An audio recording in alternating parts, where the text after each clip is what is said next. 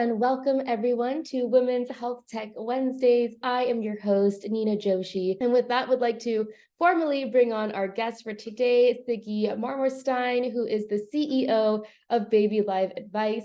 Thank you so much, Sigi, for being here today. Thank you so much for having me. Appreciate it. Absolutely. I'm so excited to dive in and learn a little bit more, not only about BabyLiveAdvice, but also about you and your journey. So maybe we could kind of start there. Would love if you could share a little bit more about, your background and how you've kind of come into this position that you are right now. Well, I'm a nurse and a nurse practitioner. Been working in frontline, supporting parents and babies and other functions in nursing for many years. I graduated from nursing school in 1996. I'm a nurse practitioner in 1999, and I've been really working this entire time. In about 2014, I got very interested in telehealth. I worked as a consultant for telehealth for many years. My first telehealth program that I was helped started was in 2009, back in the VA hospital. Worked with Kaiser for many, many years as director of innovation, the 2021 group and other groups. And so always been really frontline medicine.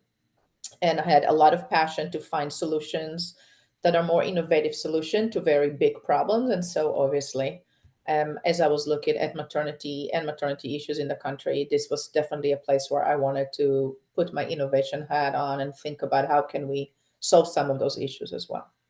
100%. And I can imagine you must have really seen how telehealth has evolved kind of from the first program in 2009 to now. It must have been so fascinating to see that. Yeah, definitely. I have to say that, actually telemedicine has been around for 25 years, actually almost 30 years now. If you think about it, we've been using the telephone or video conferencing for quite a bit of time. But I think that COVID definitely was the accelerator of that. I don't know that we had been here if it wasn't for COVID, to be honest. And we're still only doing about 30% of all medical care using technology or health of innovation. We're still not at 100%, right? We're not even close to that. So it still have not been frontline medicine for us here in this country. Absolutely. And I'm so kind of curious, taking what you have really learned from, being boots on the ground, having all of this wealth of experience, as well as seeing the telehealth side. What was kind of the motivation to create BabyLiveAdvice? The biggest motivation for me was it was a couple of things. First, my own experiences having a baby. I have to say that unfortunately for me, I was a nurse practitioner and a NICU nurse when I had my first son. I felt completely unprepared to have him. I was an older person, pretty educated. I would say white suburban mom who was struggling tremendously with pregnancy and the postpartum era. I had severe postpartum depression. And I felt that if this was my journey and I am somebody who was doing well in respect of just being well educated, know how to get my resources. I was a nurse at Kaiser, by the way, at the time. To feel that way always kept in my back of my mind that this is a problem. I don't think that I came into understanding what's happening in our country with maternal health until later on. And when I did look at those numbers, and realized my own journey, I said, there's somebody needs to do something about this. This cannot be the reality for women in the United States. And so that was the catalyst, right? That was the beginning of thinking of it. It took me about 7 years from conception to actual ideation to doing it. Wow. So I have to say that it took way longer than I thought to actually execute this and bring it about. And I had some really good support along the way in thinking about how to do this best. Yeah. That's amazing. Can you share a little bit more about, the vision of BabyLiveAdvice and kind of the impact that you're hoping, this type of solution will have? The vision of BabyLiveAdvice is to extend care teams into the home. It truly is about collaboration. One of the biggest problems, or why we've seen so many issues in our healthcare system, is that it's quite siloed. We put things in boxes, and those boxes end up, really boxing things in. And so I really was looking into how can we really look at pregnancy and maternity as a linear one episode versus, the pregnancy episode, the postpartum, the infancy, and then, everything so siloed. I wanted to really bring it all together. And it really was important to me that the healthcare teams who are caring for parents are not isolated by this. So this was really that we are all working in collaboration together to bring in the best outcomes for that mama and baby. And the other really big vision for BabyLiveAdvice was to really have BabyLiveAdvice be that one solution versus multiple point solutions where everything happens in one place. Because as a telehealth consultant, I've seen a lot of great point solutions, but there were point solutions. And so they were still breaking and creating more silos with something that was already so broken. So BabyLiveAdvice is an integrated telehealth capacity that support maternity from preconception to early childhood as one unique episode. And it does so as an extension of the care team, keeping the parent and the baby in their medical home. That is incredible. And I really love how you're kind of extending this historically very siloed kind of component of, first trimester to delivery. That's the journey. And after that, you're kind of shoved off to a completely different department. So I really like how you're noticing that it's important to have it be very fluid and kind of a more consistent journey. So I think that's absolutely incredible. Would love if you could share a little bit more about the different service offerings that you provide for BabyLiveAdvice, and walk us through the solution or the platform a little bit more. So in essence, we are providing perinatal education, which includes classes that are taught live by medical providers. And that's extremely important to us because here is where, there are a lot of maternal education that are available through pamphlets, social media, chat groups, whatever, right? Two things that we are noticed right off the bat: parents are overeducated or overinformed. Sometimes that over-information is not the correct information, or they're under-informed because the information that they are receiving is done in their language. It's not oral, it's verbal or verbal. They are actually getting it through chatbots or pamphlets or booklets, which they may not be able to read. But even if they do know how to read it, they may not know how to disseminate it, which is a whole different story in education. Right. So what we created first was a maternal education capacity where we are serving hospitals, federally qualified health clinics, insurance companies, and others by providing maternal education that is live in a patient language, taught by a nurse practitioner, a midwife, a doula, and others that are certified and verified, and then available to the parents at their home in the evenings and on the weekend. That is the first mission of BabyLiveAdvice, is to provide scientific based education that is well prepared for the parents, to their language and to their capacity to understand. Because we believe that education really is the first and almost the easiest way to prevent maternal health outcomes that we see in here.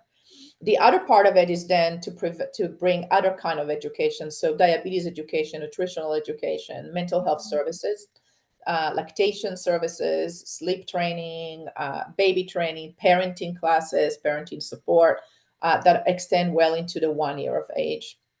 We also are supporting parents by providing perinatal hypertension, diabetes, and chronic care solution, where we are actually supporting the provider in helping parents to get care from their home. And all together is, as I said, it's a complete solution. It's really like a one-stop stop for everything that a mama needs from the moment she finds out that she's pregnant all the way till the baby is 1 year of age. That is absolutely incredible. It's how comprehensive, and I can tell there's so much intentionality behind really the modality that you chose. I especially liked how, you're really explaining that a lot of this information is readily available, but the ways in which this information is presented can be really big barriers. So I like that you're kind of thinking through the different ways of how information is processed and what may be a way that more people are able to relate to, which is absolutely phenomenal. Thank you. Also wanted to ask, you had mentioned that there's a couple of different languages that you have provided the education in, which is absolutely incredible. I think that can be such a huge barrier as well for solutions. Can you share a little bit more about the different languages? And I would imagine, some of the cultural competency that needs to be thought through when communicating in a different language. Absolutely. So first of all, we are when we start to work with a hospital or a clinic, the first thing that we ask them is give us a demographic valuation of your population. So the first thing we do is we'll build a team demographically that fits that demographic, because ultimately cultural competency is exactly it. It's extremely important that when you talk to somebody from your community, from your cultural background, and hopefully speaks your language. Besides that, we have 250 language translation, including the sign language. We actually have right now 75 pregnant parents who are deaf, who are carrying services from us. And that's extremely important because the sign language is not readily available for those parents, and it's quite a bit of a barrier. We are helping then those parents to also get care through a chat, phone, or a video. Our platform is available not just in the United States, it's available all over the world. And the reason we did it that way is because a lot of our parents are immigrants and they are going back and forth between countries. And we don't want their care to stop because they just went to visit the parents in another country. We want them to be able to still continue and getting care even if they are traveling. We also are caring for a lot of Army moms, and they are maybe deployed elsewhere. And we wanted them to continue the care even when they are under deployment. So these are the things that we thought about from day one. Our classes are available currently in 4 languages. So we have in English, Spanish, and Mandarin. We also are developing some other languages as requested. So as a language comes in as a request, we will actually go ahead and develop that as well. That is amazing. Just the intention behind all of the design is so evident in this tool, which I think is really important, exactly to your point of, during these moments where you are kind of in a place maybe of vulnerability, especially if it's your first child, you're really not sure. So to have consistent support, I think is so paramount. I absolutely love that. And I'm also so curious, especially kind of given your background within the telehealth space, how has it kind of been to build a telehealth solution for kind of this maternal child health space? Are there any interesting challenges that you've come across, or any interesting benefits that you also see? Well, definitely, when you do it for somebody else, it's easier, right? Because you have all the money in the world and all of the support in the world, which is, if we developed, phone visits for Kaiser, that's a great example. Money was not an issue, and definitely the support was not an issue. Here, when you are on your own, everything is a cost. And so there is a lot of intentionality around what do we develop first? What do we develop later? What are the most important things that we want to concentrate on, trying not to be all over the place, if you may, which is harder to do when you are doing it with yourself. Understanding the right technologies, the capacities, the design, the people you want to be involved in, who are your investors, who are your team members, what are their intentions are like, and then looking at your customer or your potential customers, really being very intentional about supporting them in the way that makes sense for them. One of the things that really from day one was very big of a challenge is that how do we support hospitals in a way that doesn't break their workflows? How do we support physicians without them looking at us as competition? How do we support a parent without breaking that physician-parent relationship and coming in the middle of it? These were design problems that were really not necessarily easy to solve, important to solve, but not necessarily the easiest to solve. And by the way, are still being solved as we are looking at different modalities. When you work with a federally qualified health center, it's not the same as working with a hospital system, and it's not the same as working with an insurance company. So every time we take on a new partner, we have to solve again. these are the issues that I thought were really detrimental, not easy necessarily, but it's what makes it so exciting as well. Because when you're solving something like this and you are successful at it, when it does happen, it's magic, and it's wonderful. It really is great. Absolutely. I could just, that's amazing. I could hear the passion in your voice, Iggy. I think it's, and I really like how you are very, you kind of made it a point to think through these larger systemic kind of components first and really integrate that into the core of what you're building. I think starting there is so important. And would love if you could share a little bit too about, I know you had mentioned that you have partnered with provider networks, with looks like insurance companies. For maybe anyone on the call that is building a solution that requires partnerships like that, would love if you could share a little bit of insight. How is it to kind of partner with these larger health systems? Any insight that you have around that would be great.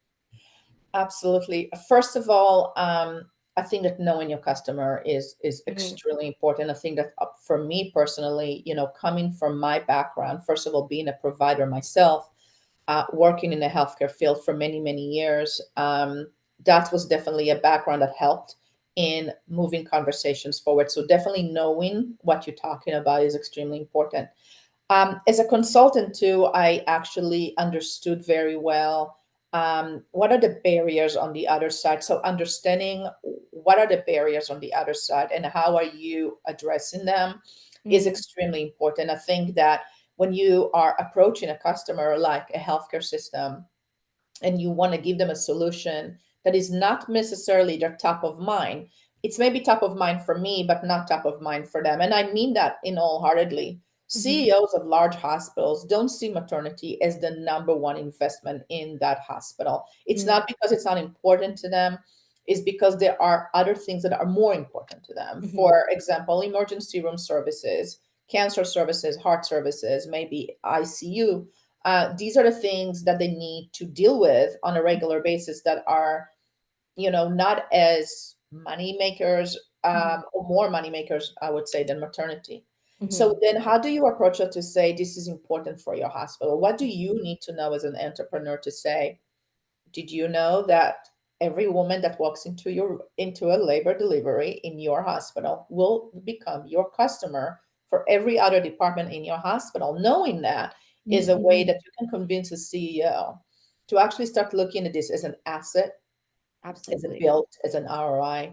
So I think that if I speak to people who are starting something, knowing your business, understanding your value proposition in the larger system, knowing how to sell that value proposition is the first thing to do before you even walk into a meeting like this. Otherwise, it's very hard to just sell somebody on a great idea. They need a little bit more than that. Absolutely. That is just great advice. I love that. I definitely agree. I think a lot of it is really making it relevant to them and kind of always tying it back to their own, strategic goals or insights. So that's just great advice. Um, there was something, Sigi, that you had said a little bit earlier in our chat that I think really resonated with me when you were talking about your own experience, with the maternity journey. And you had kind of mentioned that you struggled and you were kind of in a position of privilege, being able to, you have a healthcare background, you had support, you had all of these things, and yet there were some challenges that you faced. Would love if you could share a little bit more. I can already tell from this platform that you're really thinking about, diversity when it comes to the maternity journey, whether that is, ethnic diversity, whether it is diversity in location or even just the types of families. For you, what are some of the things that the core tenets as it relates to that are important to you, and how do you kind of ensure that Baby Live Advice is still, accessible and affordable for these different scenarios? Well, actually, so for the parent who are using Baby Live Advice is always free. So no mother is paying for Baby Live Advice. It's extremely important to remember because the idea was not to create another barrier to entry, which was financial barrier to entry. How do we do that? We get sponsorship and partnerships with large organizations who can sponsor something like this. I have to mention here Johnson & Johnson, Walmart Health, Care Source, and others who came to our rescue when it came to that, funding this for parents in Georgia. That's one of the projects that we are working on. Convincing a hospital that maternal education is extremely important for them. No longer parents want to come in and roll on the floor in the auditorium with 40 other parents. Those days are gone. And so can we do this differently? Sponsor this for your parents so they can get education that is from their home, white labeled to your organization, but done by us. Obviously, it's cheaper than hiring a full-time nurse, right? Which these days is very expensive. So we are creating this formula by which whether the insurance pays for this, the hospital pays for this, it's being billed to the insurance or through the federally qualified health center, or that it's being sponsored by somebody else. If in all of that, there are still parents who are not falling into any of those equations, our classes are $15 per person, $15 per class. But if we're allowing both partners to walk in, that's $7 per person. We can't make it any cheaper than that. So if we are going direct to consumer, or if anybody ever needs that, but I have to tell you, if a parent calls us and say, I cannot afford your service, they will be seen for free. That's amazing.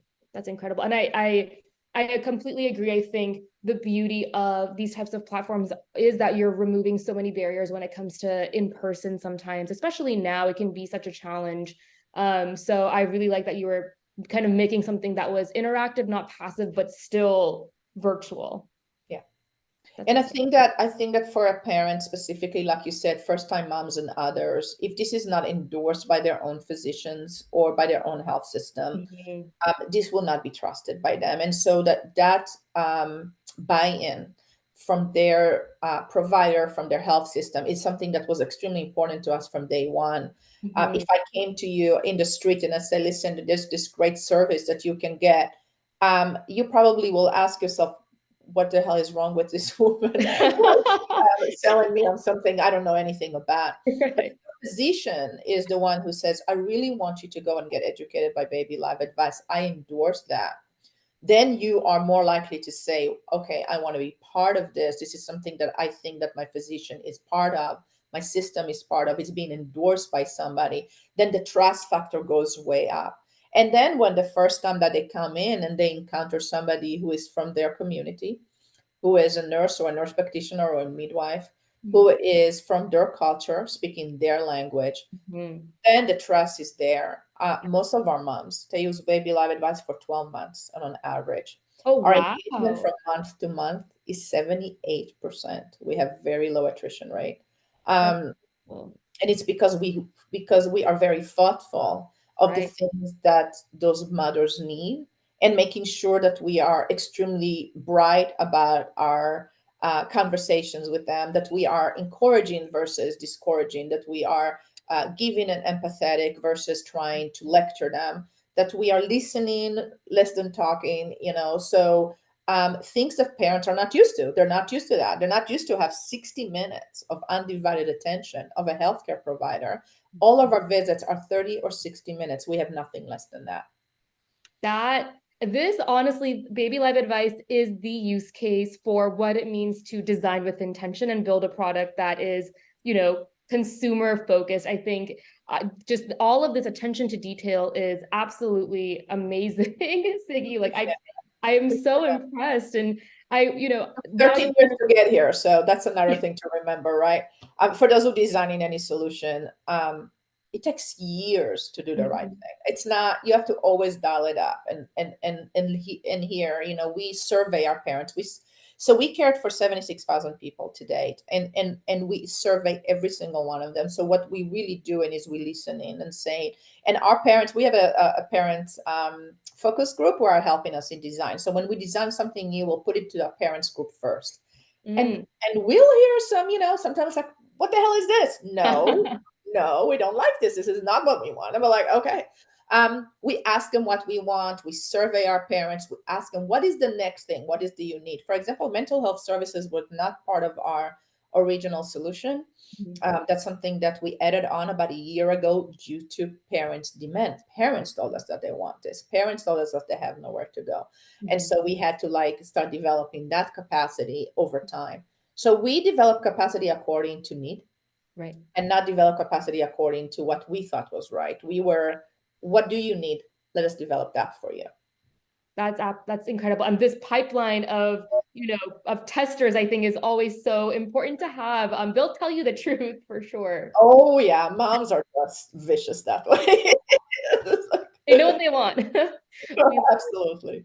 That's amazing. And also wanted to kind of ask, I know we're about 2 minutes out from our conversation, and really, Sigi, just if you could put on your CEO entrepreneur hat for maybe any of those that are listening in that are, looking to, they have a great idea, they want to kind of start a company. Is there any words of advice that you have, anything that, you've learned that you want to then share to maybe those that are a few steps kind of behind you when it comes to the maturity of the company?